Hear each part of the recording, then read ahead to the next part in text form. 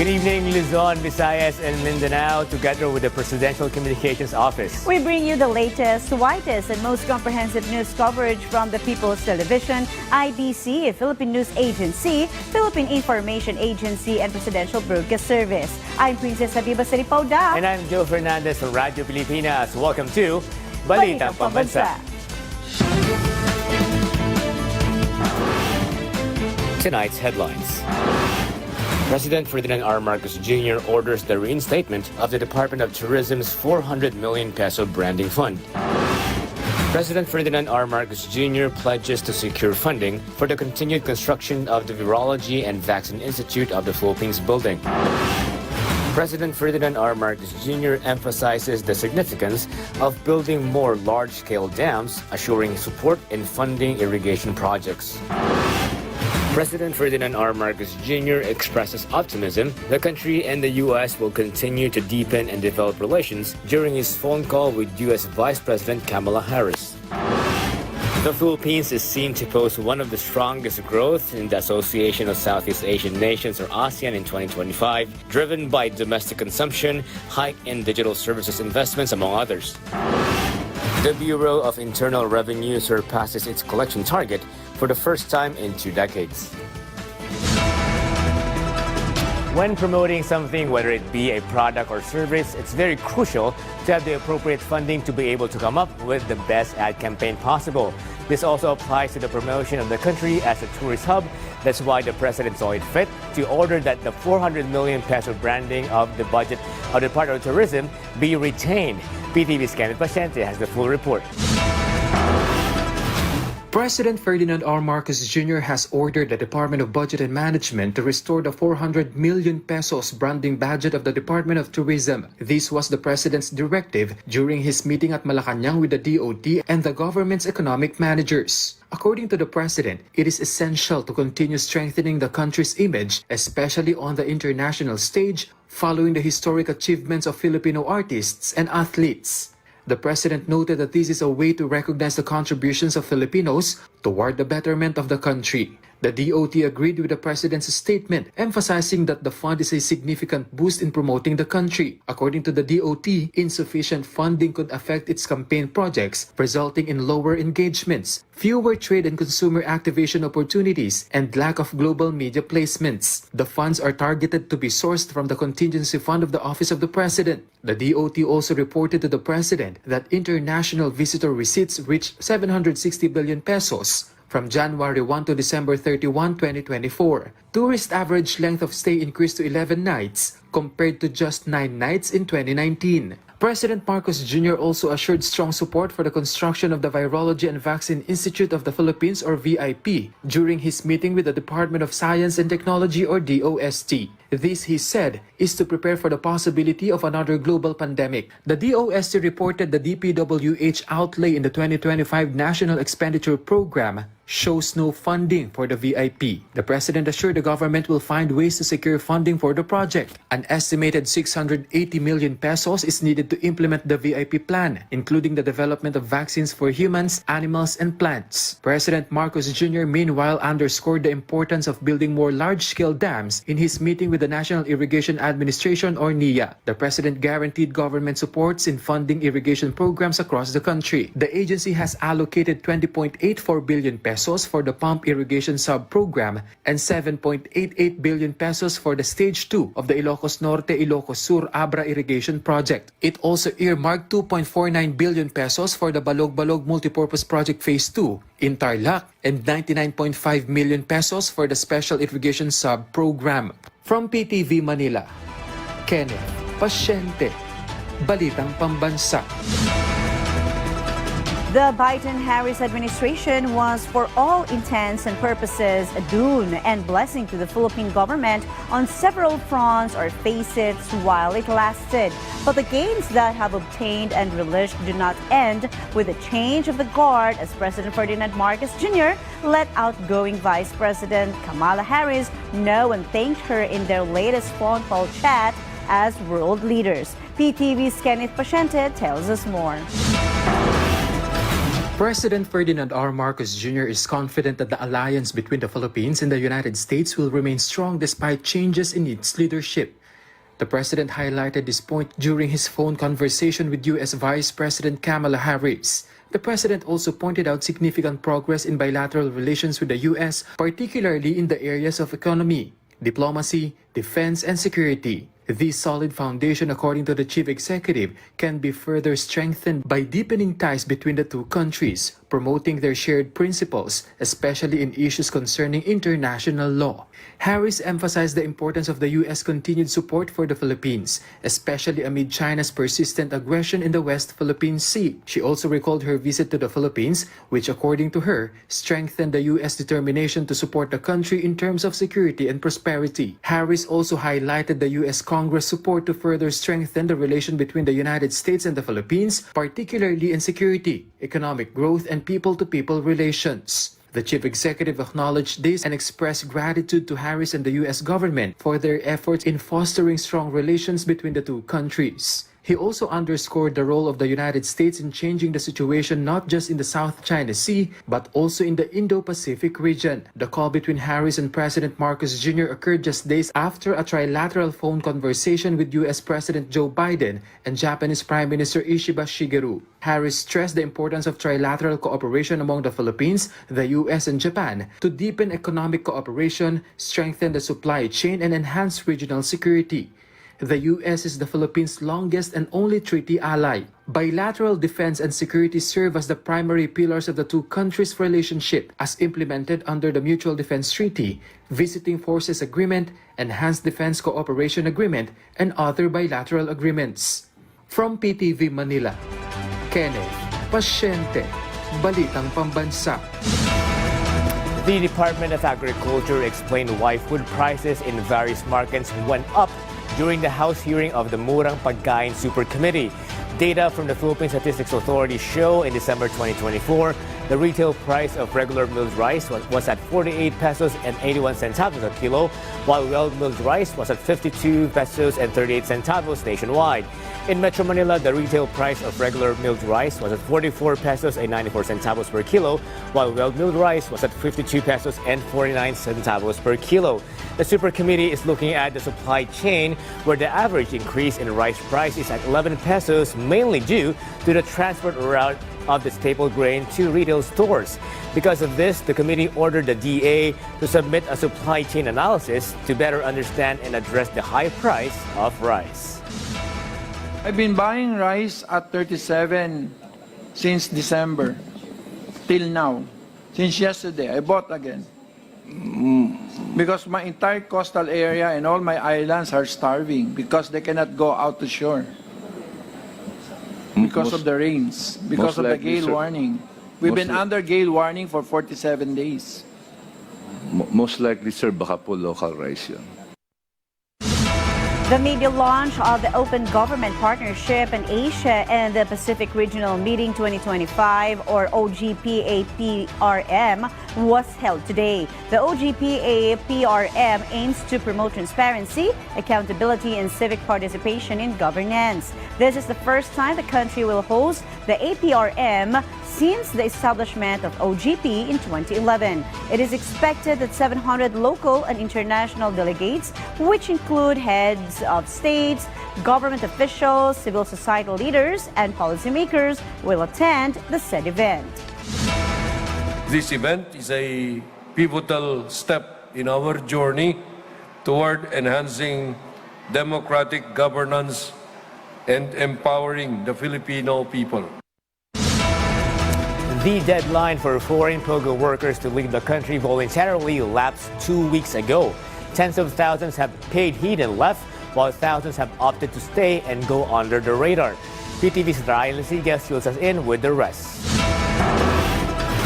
The Department Department of the Interior and Local Government assured all local chief executives who dare arbor and allow POG operations in their areas will be held accountable. According to DILG Secretary Junvic Rimulya, they have started monitoring areas, particularly subdivisions, with reports of guerrilla operations by shuttered POG establishments in the country. In fact, just last week, hundreds of suspected POG workers were arrested in Barangay Tambo, Parañaque City. These workers were not only operating illegally but were also engaged in scamming activities. Authorities raided the area after the Bureau of Immigration's Intelligence Unit received information about scamming operations targeting victims from other countries. Nag-umpisa na kami last Wednesday, exactly a week ago. Nakahuli kami ng 400. Yeah, it's Parañaque. Sa Parañaque, sa Tambo, Parañaque, sa Pearl Plaza, if I'm not mistaken.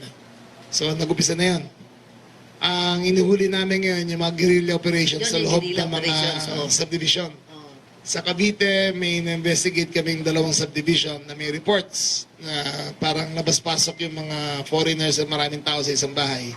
So, titignan namin ngayon yan. Following this, Rimulya ordered all local chief executives to closely monitor and scrutinize their areas to prevent illegal POGO operations. Siyempre, habang kaya ng makatakas, susubukan nila yan eh. They will always try. Nature natin yan eh.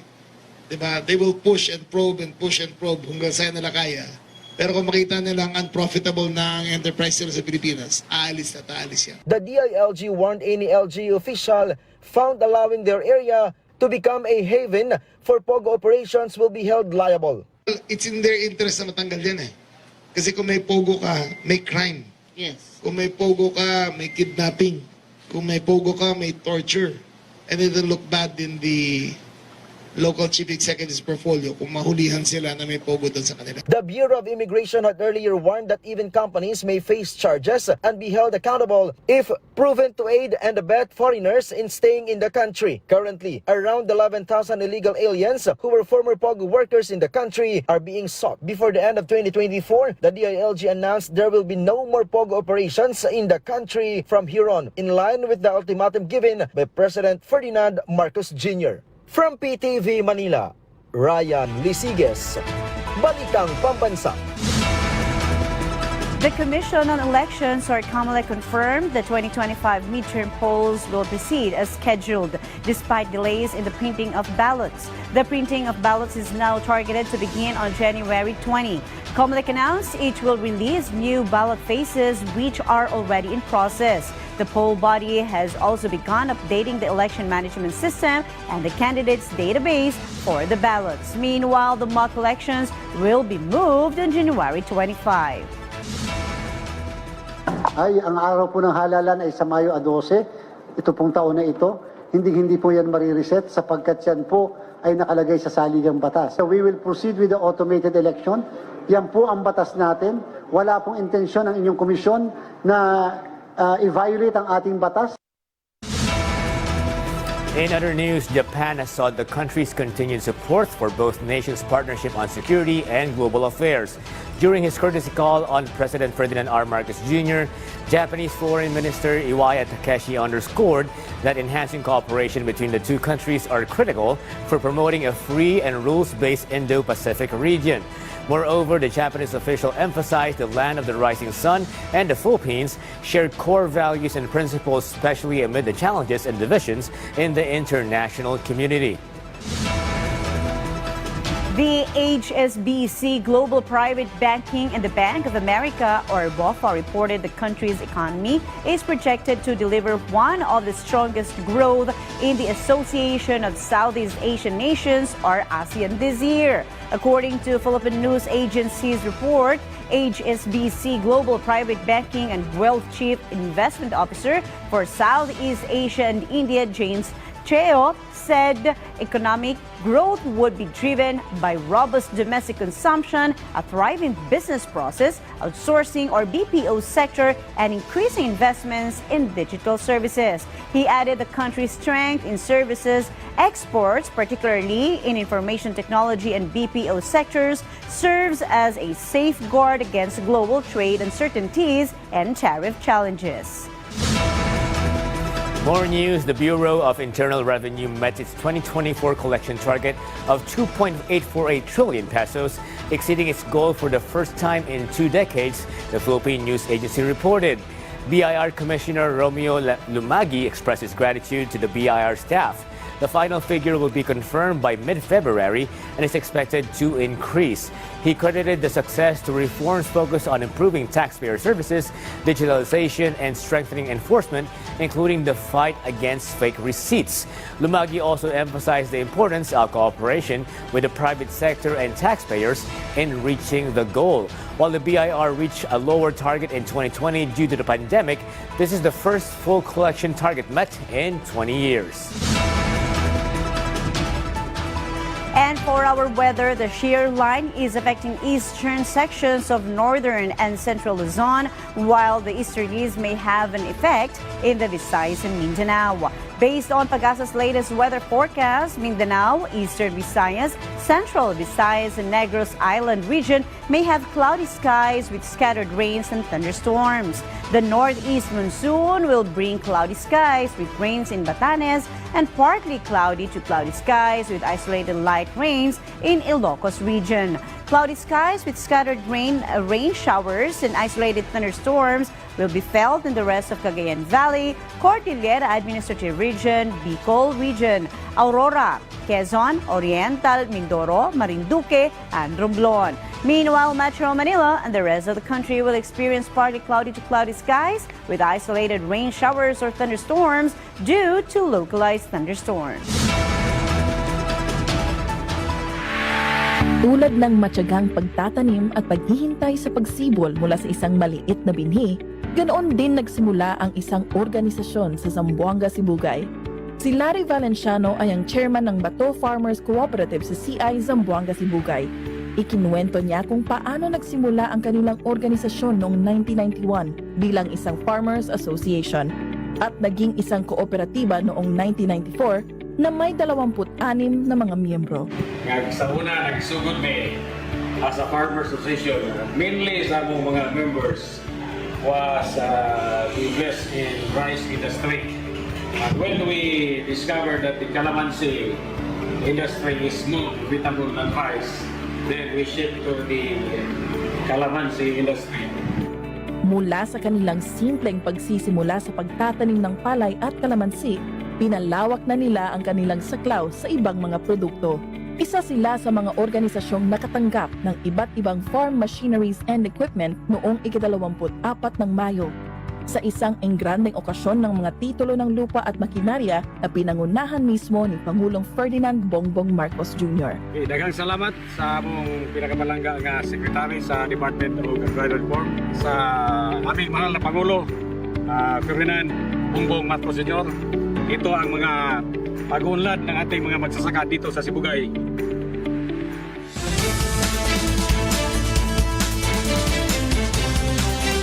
Back to Balitang Pambansa, President Ferdinand R. Marcos Jr. signed into law Republic Act 12120, or the Philippine Natural Gas Industry Development Act, the Philippine News Agency reported. The law aims to grow the country's natural gas sector, increase its use in energy, and ensure energy security.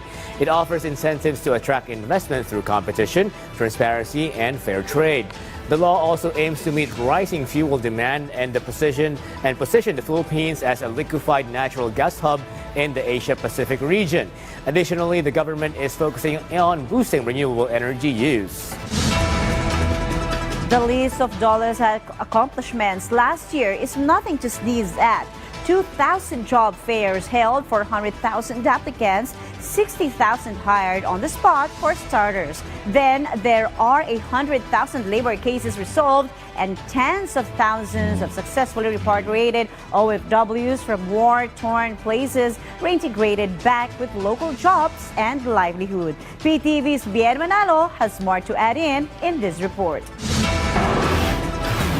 The Department of Labor and Employment will continue to improve services and programs that provide more opportunities for Filipinos to make a living. As part of the 8-point socio-economic agenda of the administration of President Ferdinand R. Marcos Jr. Due to the advent of technology, the DOLE will strengthen employment human resources development while providing technical skills and trainings to workers. Further attention will focus on protecting the rights and welfare of Filipino workers. Last year, the DOLE resolved of over 100,000 labor cases. Interaction with the international community will also be strengthened.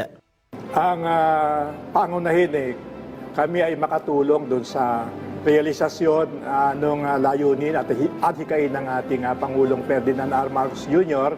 na makabawas sa poverty incidence sa pagkakaloob ng ikangay maasahang tulong galing sa DOLE. More job fairs will be held. Last year, the DOLE sponsored nearly 2,000 job fairs in different parts of the Philippines, and more than 60,000 were hired on the spot. Priority will also be given to providing assistance to those severely affected by the closure of POGOs in the country under Project Dapat. In addition, public-private partnership will also be bolstered, as well as retooling, upskilling, and retraining for all Filipino workers. Also, the career counseling and support development program for the youth. Makatulong na sa pamamagitan din ng mahigpit at matibay na ugnayan sa pribadong sektor na makalikha ng mas maraming dekalidad at permanenteng trabaho. Providing livelihood assistance to the vulnerable sectors such as senior citizens and persons with disabilities will receive even more support, and ramping up digitalization in all agency services as part of ease of doing business, improving the TUPAD program and strengthening the Expand Kadiwa program in cooperation with the Department of Agriculture. From PTV Manila, Bien Manalo, Balitang Pambansa. An attempt to educate the youth about human sexuality is a surefire way to start a debate, as there will always be people who will actually be against it. Despite this pushback, a lawmaker is determined to fight for a measure that she believes will help prevent teenage pregnancy and will also help young adults and teens become more informed about such a controversial subject matter. PTV's Daniel Manalastas has more. Some senators are pushing for a bill called Prevention of Adolescent Pregnancy Act, or Senate Bill number 1979. This bill aims to prevent early teenage pregnancy, which has been a growing problem affecting teenagers, even minors. In 2019, according to Senator Risa Hontiveros, NEDA described the problem as a national and social emergency. This bill isn't just necessary, it's urgent. We cannot ignore this issue anymore. But some groups express concern on the bill, particularly its Section 6 provision. Ginagawa niyang mandatory, standardized, ang pagtuturo ng comprehensive sexuality education according to international standards. These are the two documents that I am referring to. Both yung WHO, categorically 0 to 4 years old, early childhood is there. To yung sa UNESCO international guidance, yung pleasuring ng body. But in a press conference, Hontiveros narrated some clarifications under the bill and slammed the so-called fake news. Bilang may akda ng bill, nakakagulat at nakakagalit ang mga kasinungalingan na kumalat sa social media laban sa panukalang batas na ito. Una, walang anumang probisyon tungkol sa pagtuturo o paghikayat ng sa mga batang edad 0 to 4 years old o yung magtuturo daw di umano ng bodily pleasure. Isa pang fake news na kung ang bata ay sexually active, hindi na daw pwedeng sabihin sa mga magulang.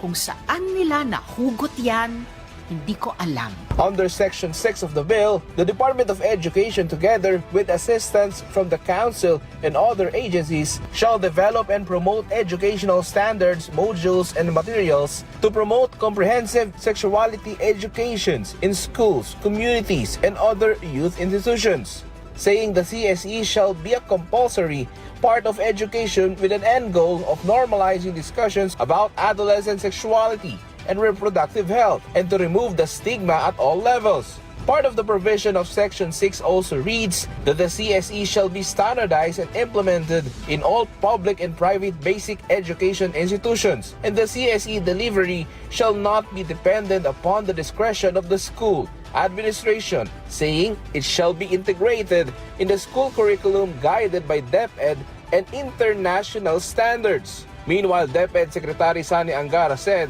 the department assured its actions aim to positively respond and address the needs of our learners. Angara added he acknowledges the concerns regarding the current implementation of our comprehensive sexuality education and the provisions in the Senate bill as well. He added that he listened then as a senator and still does now as a cabinet secretary, and that DepEd is open to discussions and suggestions. Meanwhile, according to some senators, meron ring nakasulat doon na meron ring international standards.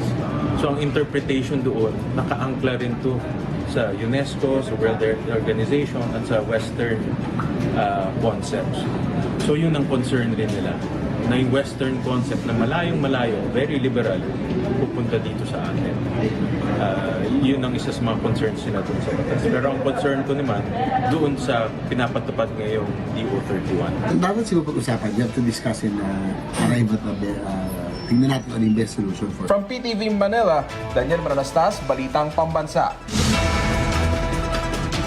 President Ferdinand R. Marcos Jr. and his wife, First Lady Liza Araneta Marcos, had dinner with senators and their spouses. The First Lady shared a photo of their dinner in her social media post, describing it as a lovely time catching up with senators while celebrating the New Year together. According to Senate President Francis Escudero, the dinner was purely a social gathering. Although he did not send out the invitations, he noted that as far as he knew, all senators were invited. Other lawmakers, such as Senator J.V. Ejercito, said no political matters were discussed. And that concludes our rundown of the latest, widest, and most comprehensive news and information from all across the nation on a midweek Wednesday, partner. From Radyo Pilipinas, I'm Joe Fernandez. This is your trusted news source, always ready to inform and serve the Filipino people. Catch Balitang Pambansa again tomorrow at 7 a.m., 12 noon, 6 p.m., and 9:30 p.m. for more updates and developments. From Radyo Pilipinas, I am Princess Habiba Saripaudak, and this is Balitang Pambansa.